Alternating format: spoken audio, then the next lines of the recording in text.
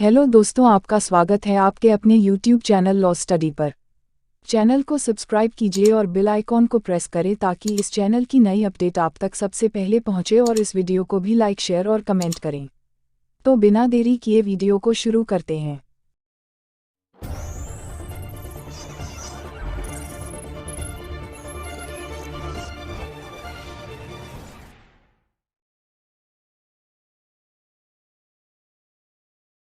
तो हेलो दोस्तों, आज की इस वीडियो में न्याय प्रशासन में अधिवक्ताओं की क्या महत्वपूर्ण भूमिका होती है और अधिवक्ताओं के अधिकारों के बारे में बात करने जा रहे हैं। न्याय प्रशासन में अधिवक्ताओं की महत्वपूर्ण भूमिका होती है। इस कथन के संदर्भ में अधिवक्ताओं के विभिन्न अधिकारों को स्पष्ट कीजिए। Advocates have an important role in the administration of justice. Explain this statement giving various rights of the advocates. अथवा अधिवक्ताओं के अधिकारों की विवेचना कीजिए। Discuss the rights of advocates. अधिवक्ता न्याय प्रशासन की धुरी है। न्याय प्रशासन में अधिवक्ताओं की महत्वपूर्ण भूमिका होती है। अधिवक्ता ही न्यायालय के समक्ष अपने पक्षकारों का पक्ष रखते हैं तथा उनकी ओर से पैरवी करते हैं। अधिवक्ता अपने पक्षकारों की पैरवी भलीभांति कर सके तथा न्यायालय के समक्ष अपना पक्ष स्वतंत्रता, निर्भीकता एवं निष्पक्षता से प्रस्तुत कर सके, उसे कतिपय महत्वपूर्ण अधिकार प्रदान किए गए हैं। यह अधिकार निम्नलिखित हैं। 1. पैरवी करने का अधिकार। अधिवक्ताओं का पहला महत्वपूर्ण अधिकार न्यायालय में अपने पक्षकार की ओर से पैरवी करने का है। केवल अधिवक्ता ही पक्षकार की ओर से न्यायालय में उपस्थित हो सकते हैं एवं पैरवी कर सकते हैं। अन्य किसी व्यक्ति को यह अधिकार नहीं है। पैरवी करने के अधिकार से अभिप्राय केवल स्थगन अजर्नमेंट लेने से नहीं है, अपितु वास्तविक रूप से पैरवी एवं बहस करने से है। पैरवी करने का यह अधिकार प्रशिक्षणाधीन अधिवक्ता को भी है। उसे इस अधिकार से वंचित नहीं किया जा सकता। हुई सुधीर बनाम बार Council of India AIR 1999 SC 1167। प्रसाद उर्फ पुरुषोत्तम बनाम Kerala women's commission Thiruvananthapuram AIR 2018 NOC 573। Kerala के मामले में यह अभिनिर्धारित किया गया है कि अधिवक्ता को महिला आयोग के समक्ष पैरवी करने का अधिकार है, क्योंकि महिला आयोग द्वारा सिविल न्यायालय की शक्तियों का प्रयोग किया जाता है। संजय R कोठारी बनाम south Mumbai consumer disputes draft forum AIR 2003 Mumbai 15 के मामले में यह अभिनिर्धारित किया गया है कि न्यायालय में उपस्थित होने के अधिकार का अर्थ अत्यंत व्यापक है। इसमें न्यायालय को संबोधित करने, साक्षियों की परीक्षा एवं प्रति परीक्षा करने, मौखिक बहस करने आदि का अधिकार भी सम्मिलित है। Right to appeal must be given wider meaning. It includes right of addressing court, examining, cross-examining witnesses, oral submissions etc. लेकिन किसी अधिवक्ता के वरिष्ठ अधिवक्ता बन जाने पर उसकी स्थिति में कुछ परिवर्तन आ जाता है। उससे यह अपेक्षा की जाती है कि वह अभिवचन आदि प्रस्तुत नहीं करे। ब्रिजलाल पटेल बनाम Uttar Pradesh Agro Industrial Corporation AIR 2004 Allahabad 178। यहाँ यह उल्लेखनीय है कि वकालत करने का अधिवक्ता का अधिकार मूल अधिकार नहीं है। यह अधिवक्ता अधिनियम द्वारा प्रदत्त एक सांविधिक अधिकार स्टैट्यूटरी राइट है। बार काउंसिल ऑफ इंडिया बनाम High Court of Kerala AIR 2004 SC 2227। NK Vajpayee बनाम Union of India AIR 2012 SC 1310 के मामले में उच्चतम न्यायालय द्वारा यह विनिश्चित किया गया है कि अधिवक्ताओं का पैरवी करने का अधिकार कतिपय प्रतिबंधों के साथ केवल सांविधिक अधिकार नहीं होकर मूल अधिकार है। Right to practice is not only statutory right but also fundamental right subject to reasonable restrictions.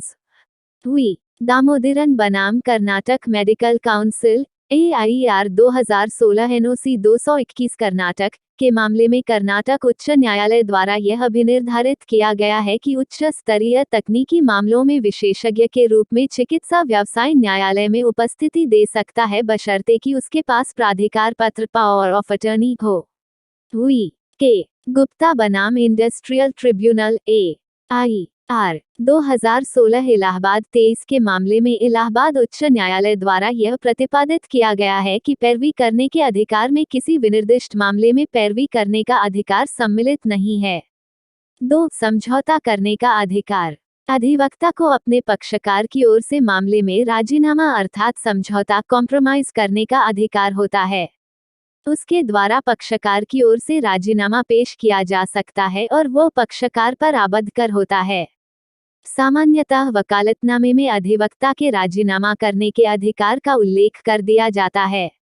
3. पारिश्रमिक प्राप्त करने का अधिकार। अधिवक्ता को अपने पक्षकार से पैरवी के बदले पारिश्रमिक प्राप्त करने का अधिकार है। यदि कोई पक्षकार पारिश्रमिक का संदाय नहीं करता है तो अधिवक्ता द्वारा उसे विधिनुसार वसूल किया जा सकता है। पारिश्रमिक नहीं मिलने पर अधिवक्ता द्वारा पैरवी करने से इनकार किया जा सकता है। लेकिन अधिवक्ता को पारिश्रमिक का संदाय नहीं किए जाने पर उसके द्वारा अपने पक्षकार की पत्रावलियों को अपने पास रोककर नहीं रखा जा सकता। न्यू इंडिया एश्योरेंस कंपनी बनाम के सक्सेना AIR 2004 SC 311। 4. निरीक्षण करने का अधिकार। अधिवक्ता को अपने पक्षकार से संबंधित न्यायालय की पत्रावली एवं अन्य दस्तावेजों का निरीक्षण करने का अधिकार होता है। वह निर्धारित शुल्क जमा कर न्यायालय की अनुज्ञा से ऐसा निरीक्षण कर सकता है। लेकिन निरीक्षण के दौरान वह पत्रावली अथवा दस्तावेजों में न तो कुछ लिख सकता है और न लिखे हुए को काट सकता है।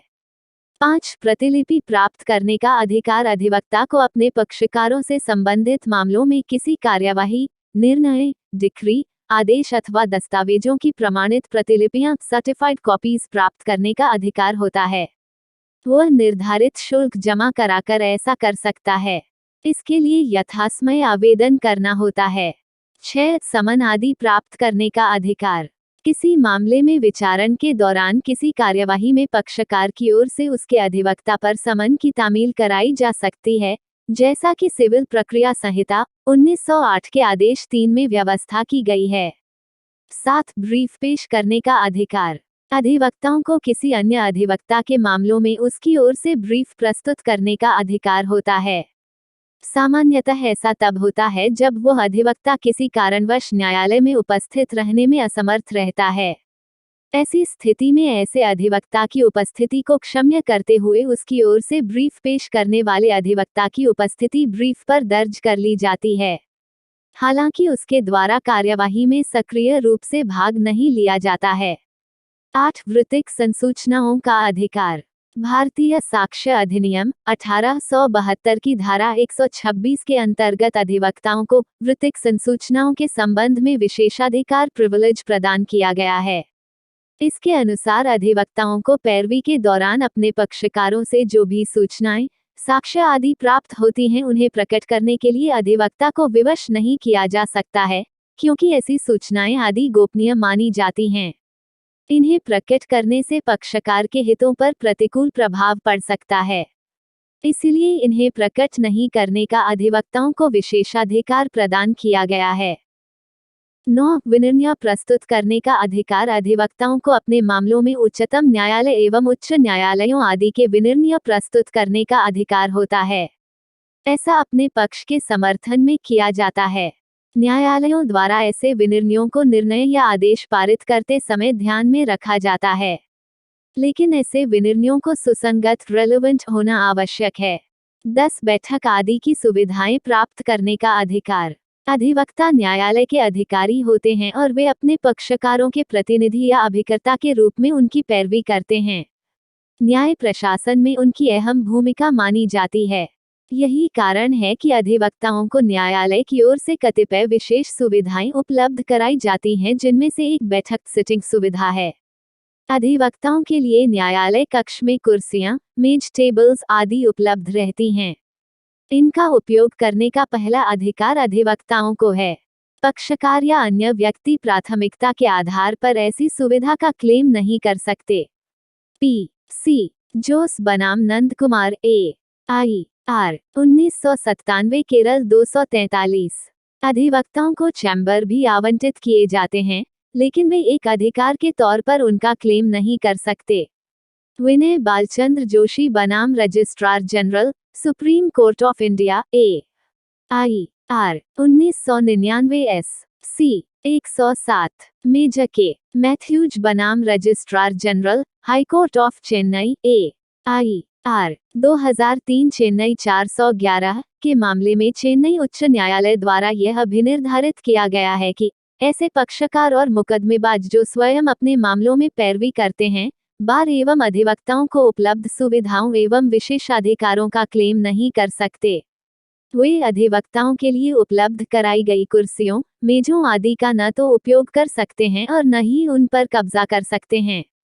Litigants and parties appearing for their own causes cannot claim same rights and privileges given to members of bar and advocates. They cannot occupy or use chairs, tables provided for advocates.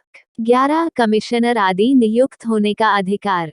न्यायिक कार्यवाहियों के दौरान विभिन्न कार्यों के लिए अधिवक्ताओं की मदद ली जाती है और ऐसे कार्यों के लिए उन्हें समय समय पर 1 कमिश्नर, 2 प्रापक रिसीवर, 3 शपथ आयुक्त ओथ कमिश्नर, 4 नोटरी पब्लिक आदि नियुक्त किया जाता है।